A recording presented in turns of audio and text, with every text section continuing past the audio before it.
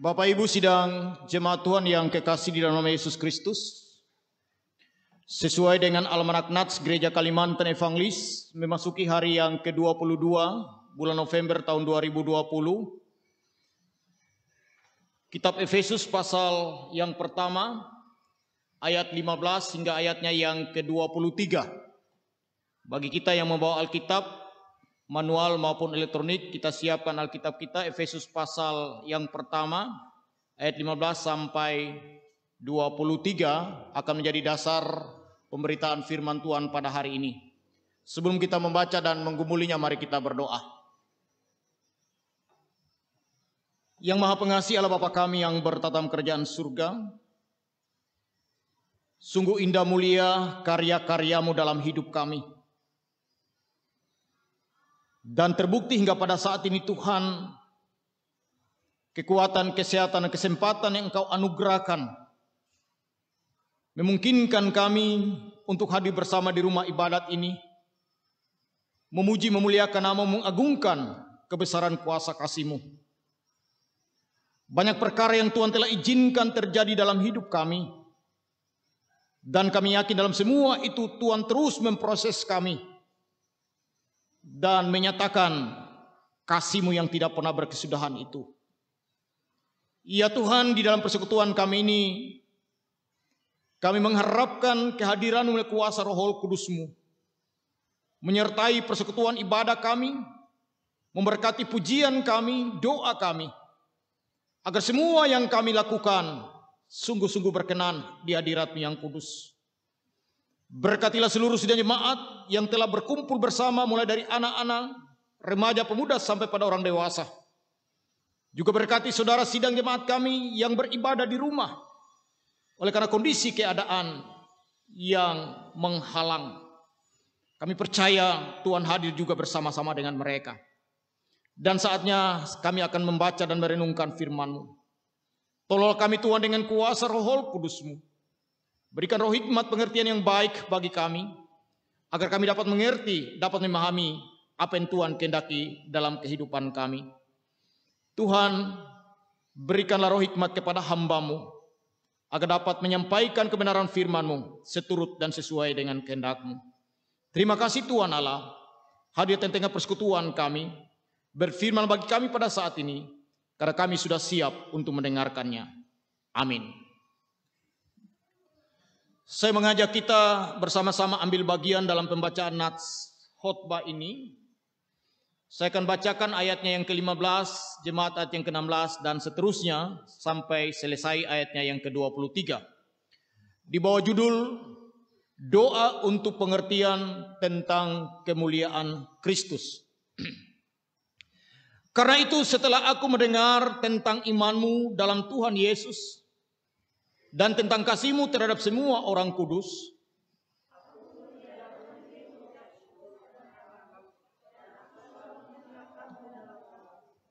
dan meminta kepada Allah Tuhan kita Yesus Kristus, yaitu Bapa yang mulia itu, supaya Ia memberikan kepadamu roh hikmat dan wahyu untuk mengenal Dia dengan benar.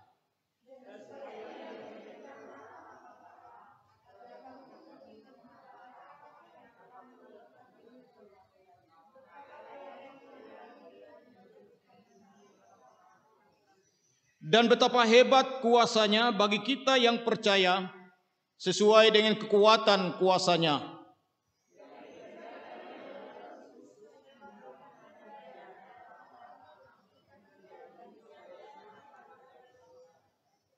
Jauh lebih tinggi dari segala pemerintah dan penguasa dan kekuasaan dan kerajaan, dan tiap-tiap nama yang dapat disebut, bukan hanya di dunia ini saja, melainkan juga di dunia yang akan datang.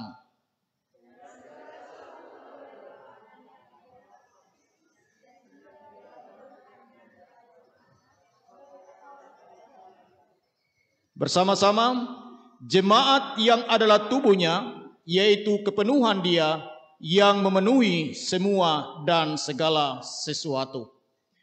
Amin. Salam.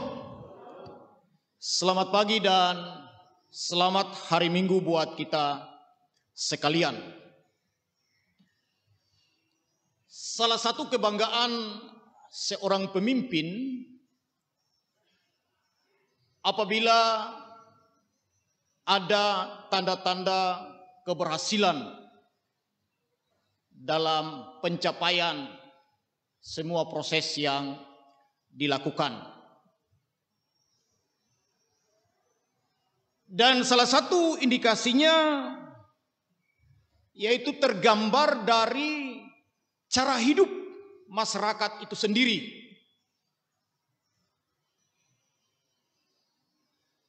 Hal-hal yang diteladankan, yang dicontohkan, yang dikerjakan itu masih terlihat dan tampak secara kasat mata, bahkan dirasakan. Kendatipun pemimpinnya sudah meninggalkannya dalam rentang waktu tertentu. Dan ketika apa yang diharapkan saudara sesuai dengan kenyataan, maka ada kebanggaan, ada kebahagiaan, ada kesukacitaan, ada kepuasan.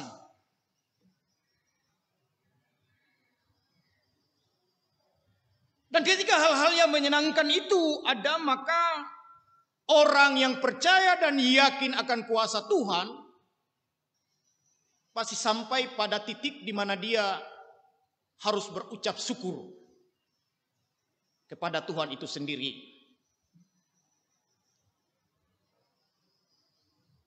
Inilah saudara-saudara yang digambarkan di dalam nats khotbah kita saat ini. Dalam kitab Efesus pasal yang pertama, yang bagiannya tadi kita baca mulai dari ayat yang ke-15 hingga ayatnya yang ke-23, yang secara konteks teks tidak bisa kita lepaskan kalau kita membacanya mulai dari ayat yang pertama.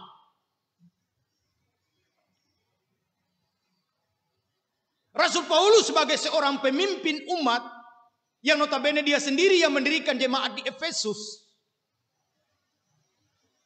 mengetahui persis bagaimana perjuangan, bagaimana perjalanan dinamika kehidupan jemaat di Efesus pada awalnya. Efesus saudara adalah kota Roma pada zamannya, kota yang ramai pada zamannya. Menjadi pusat ekonomi, pusat kebudayaan, Helenisme. Dan juga di sana ada berbagai macam dinamika kehidupan masyarakat yang dalam realitasnya mempengaruhi mentalitas, spiritualitas dari orang-orang Kristen Efesus tadi.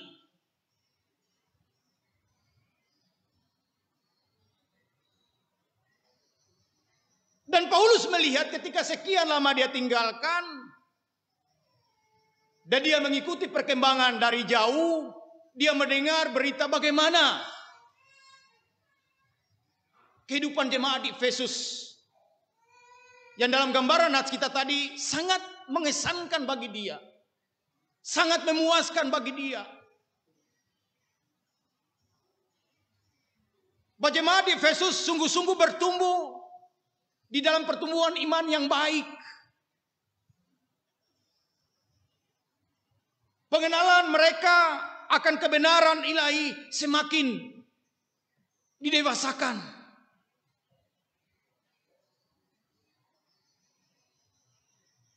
Karena itu pada ayat yang ke-15 dia katakan, karena itu setelah aku mendengar tentang imanmu di dalam Tuhan Yesus dan tentang kasihmu terhadap semua orang, aku pun tidak berhenti mengucap syukur. Ini gambaran kebanggaan, rasa puas dari Paulus sebagai seorang pemimpin yang pernah mendirikan jemaat di Efesus. Bahwa perjuangannya itu tidak sia-sia. Benih-benih kebenaran Injil yang dia taburkan sudah memperlihatkan hasil yang menggembirakan. Walaupun orang Kristen di Efesus hidup dalam himpitan berbagai macam pengaruh kebudayaan, pengaruh kepercayaan. Ternyata iman mereka kepada Allah yang hidup, yang diperkenalkan melalui Yesus Kristus, itu tidak pernah berubah. Dan itu yang digambarkan saudara dalam nats kita, dalam kitab Efesus ini. Paulus bersyukur, Paulus puas. Dan selanjutnya Paulus berharap supaya keadaan yang sudah baik ini terus dipertahankan, bahkan ditingkatkan.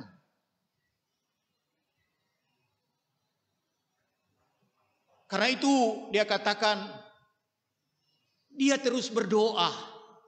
Ayatnya yang ke-16. Aku selalu mengingat kamu di dalam doa, dan akan meminta kepada Allah, Tuhan kita Yesus Kristus, yaitu Bapa yang mulia itu, supaya Ia memberikan kepadamu roh hikmat dan wahyu untuk mengenal Dia dengan benar.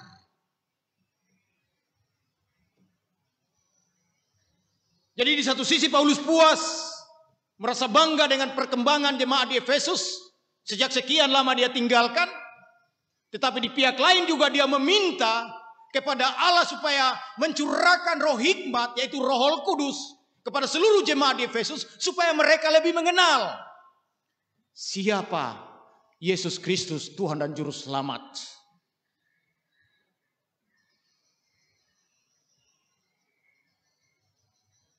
Pertanyaannya saudara, apakah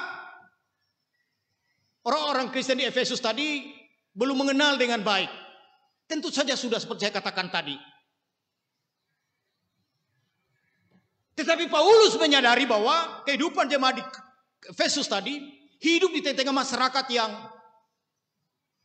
plural, masyarakat yang majemuk, masyarakat yang setiap saat bisa mempengaruhi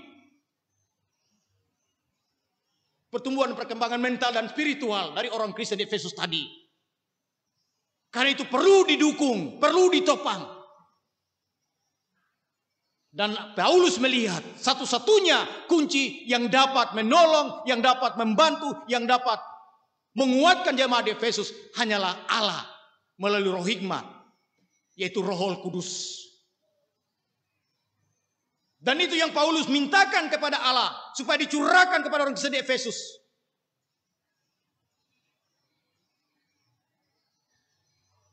Supaya apa?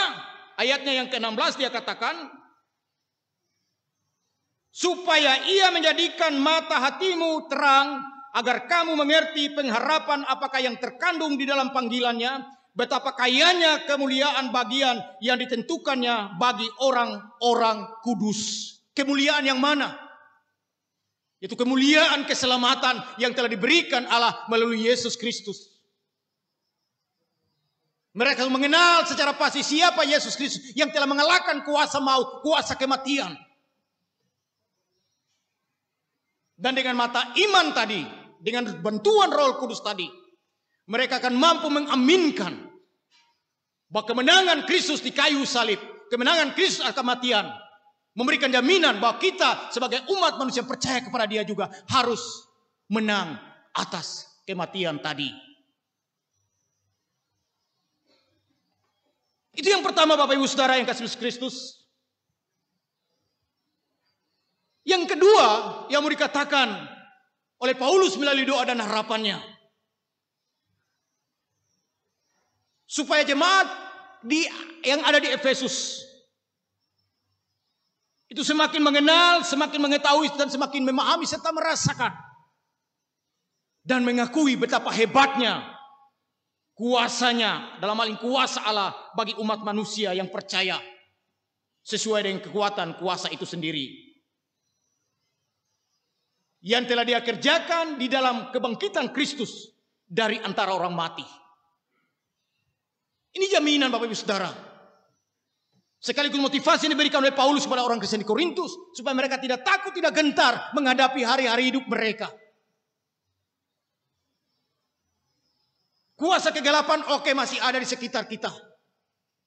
Tantangan cobaan hambatan masih ada di sekitar kita.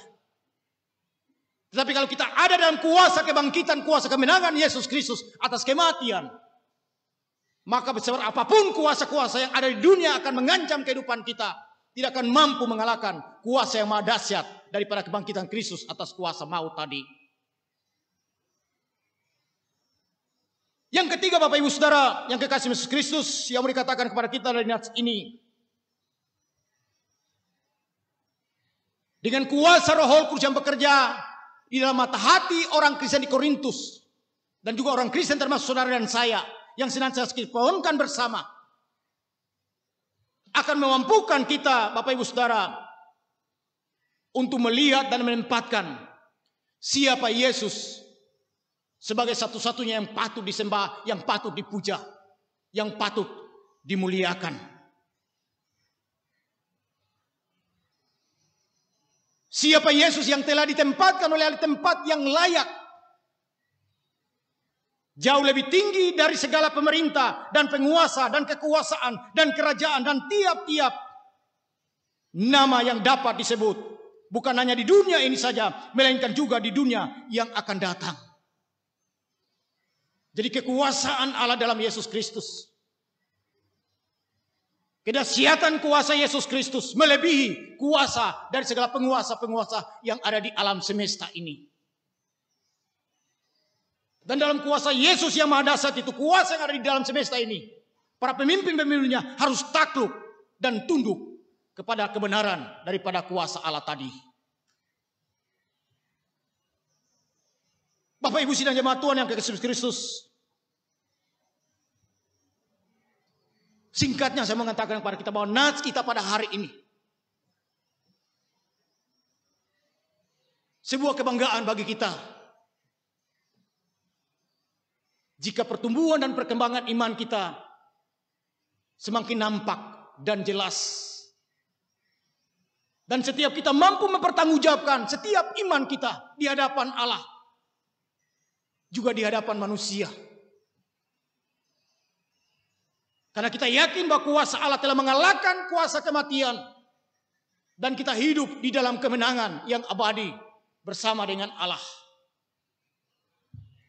Dan dengan meyakini itu Bapak Ibu Saudara, maka jangan lagi kita takut untuk mengakui sebagai anak-anak Tuhan. Jangan lagi kita khawatir untuk menerima kebenaran ilahi dalam Yesus Kristus.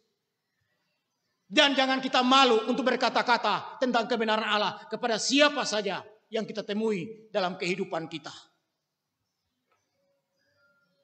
Kuasa Allah telah dinyatakan. Dan Paulus termasuk kita saat ini juga berdoa. Bagi pribadi kita, bagi keluarga kita, bagi jemaat kita. Supaya Roh Kudus bekerja dalam hati kita. Dan dengan hati kita, kita bisa melihat, bisa merasakan, bisa mengalami, bisa mengakui akan kekuasaan daripada otoritas Allah di dalam kehidupan kita umat manusia. Sehingga demikian Bapak Ibu Saudara yang kasih Kristus, iman kita semakin dewasa. Kita tetap mampu dan tampil mempertanggungjawabkan iman kita. Apapun keadaan kita dalam situasi yang bagaimanapun. Dan biarlah kehidupan iman kita terus memberikan gambaran siapa Allah, siapa Yesus yang telah mati di kayu salib, memenangkan pergumulan, melawan dan mengalahkan kuasa-kuasa kegelapan termasuk kuasa kematian. Dan kita akan senantiasa hidup dalam kemenangan Allah. Dan kita senantiasa hidup di dalam semangat pengharapan yang pasti.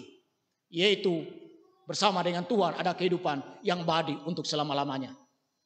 Tuhan memberkati kita, memberkati Bapak Ibu, saudara-saudara sekalian. Amin.